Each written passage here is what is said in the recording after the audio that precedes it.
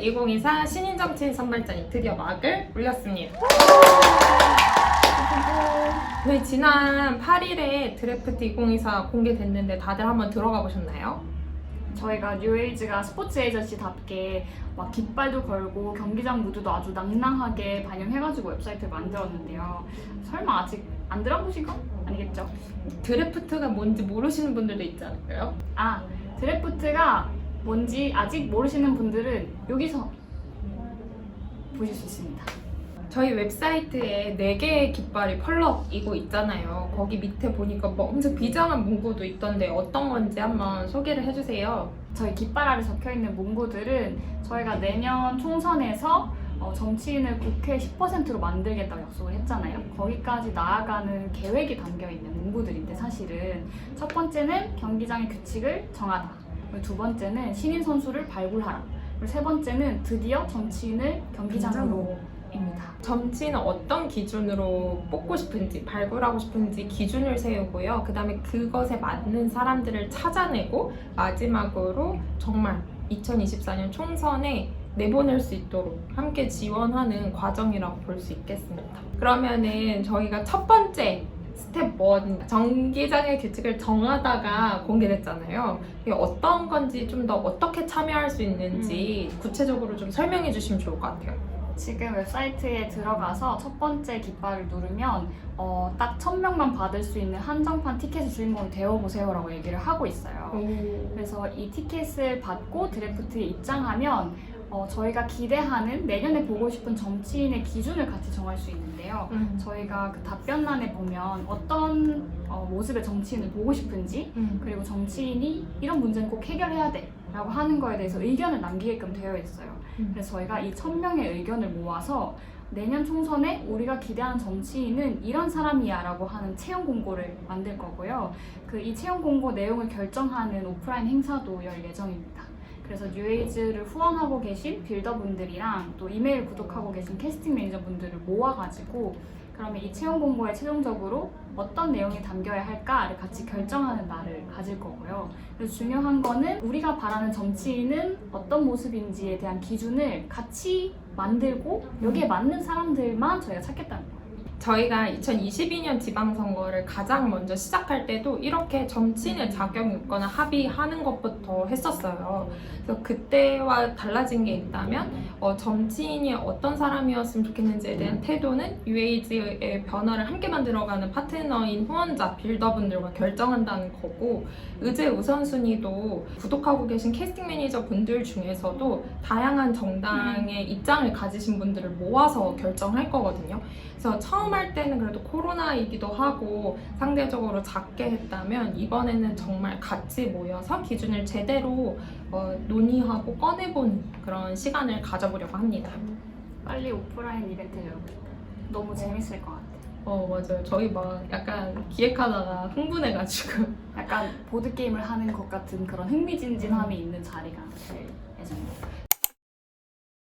사실 뉴에이지가 알아서 해도 되지 않나? 이걸 왜 이렇게까지 하는 거지? 라고 생각하실 수도 있을 것 같아요. 뉴에이지 안 그래도 바빠 보이는데 이거를 왜 같이 정하지? 라고 생각하실 수도 있는데요. 사실 저는 이게 정말 중요하다고 생각해요. 저희가 막 되게 자주 하는 푸념 중에 선거 때마다 뽑을 사람이 없어 라고 얘기하지만 정작 그럼 어떤 사람 뽑고 싶어? 우리는 어떤 사람을 뽑으면 만족할까? 라고 했을 때 저조차도 바로 답이 나오지도 않고 우리가 어떤 것을 합의했는지도 막상 떠올려보면 잘 떠오르지가 않아요. 지금 요즘 너무 지구가 뜨거워지고 있고 너무너무 덥잖아요. 근데 예를 들어서 기후위기가 문제야, 우리한테 우선순위야 라고 하면 단순히 환경정책 안에서만 이야기를 하는 게 아니고 이 우선순위로 경제 문제도 바라보고 부동산 문제도 바라보고 되게 다양한 부분에서 우선순위를 가지고 결정할 수 있을 것 같거든요.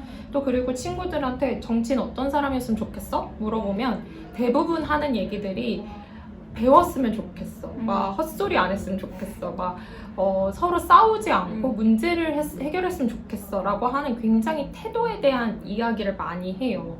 사실 직업인의 태도에 대해서는 베스트셀러도 정말 많고 우리가 그것 자체가 일을 잘하는 역량이라고 보지만 정치인이 어떤 태도로 문제를 해결해야 하는지를 과연 우리가 같이 상을 맞추고 있나? 라는 생각이 듭니다. 우리는 이런 태도와 이런 우선순위를 가지고 있는 사람이 우리가 뽑고 싶은 사람의 기준이야. 이 정도가 우리의 상식선이다.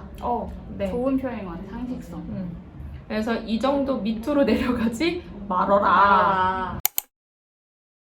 이 프로젝트가 내년 4월 총선까지 이어지는 거잖아요. 그래서 맞아요. 여기 안에서 어떤 인물들이 등장하고 어떤 사람들이 실제로 당선이 될지 아직 사실 저희도 이 드라마를 다 보지 못한 상황인 거죠. 어떻게 굉장히 될까요? 역전의 드라마가 될 수도 있고 막 그렇죠. 이렇게 막 고난과 역경을 극복하는 드라마가 될 수도 있는데 이 드라마의 엔딩 크레딧에 딱 이 1000명의 이름을 올려드릴 예정입니다. 뉴에이즈가 선거가 끝나면 2024년 총선 리포트를 만들 건데요. 거기에 정치인의 기준을 함께 정한 최초의 인물들로 명예의 전당에 이름을 올려드릴 예정입니다. 사실 선거가 끝나면 어떤 정당이 승리했는지 몇 석을 나눴는지 이런 것들이 마치 이 이야기의 끝의 엔딩이라고 보지만 저희는 그 이야기가 전부라고 생각하지 않아요. 그래서 이렇게 기준을 정하는 것부터 같이 참여하셔서 이 변화를 만든 결과의 주인공이 되셨으면 좋겠다는 생각을 합니다. 저희 웹사이트 보면은 스텝 2, 스텝 3는 9월, 11월에 공개되는데요. 9월에 저희가 이 기준에 맞는 사람들을 많이 추천받을 거예요. 주변 친구부터 해서 멀리서 봤더니 저 사람 자질이 있어 보인다 하는 사람들을 많이 추천해 주시면 뉴에이즈가 대신 영입 제안서를 보내서 물어볼 예정이고요. 11월에는 그렇게 만든 100명의 엔트리 후보를 공개할 예정입니다. 그러면 아는 사람만 추천할 수 있나요? 아니에요. 내가 꼭 직접적으로 알지 않더라도 계속해서 지켜봤을 때 의지하고 싶고 정치를 해줬으면 좋겠다라고 생각하는 누구나 추천할 수 있습니다. 이렇게 100명이 등장했는데 그 100명이 모두 당선된다고 생각해보세요. 그러면 300명 중에 3분의 1이 우리가 세운 기준에 맞는, 상식선에 맞는 정치인으로 가득 찰 수 있다.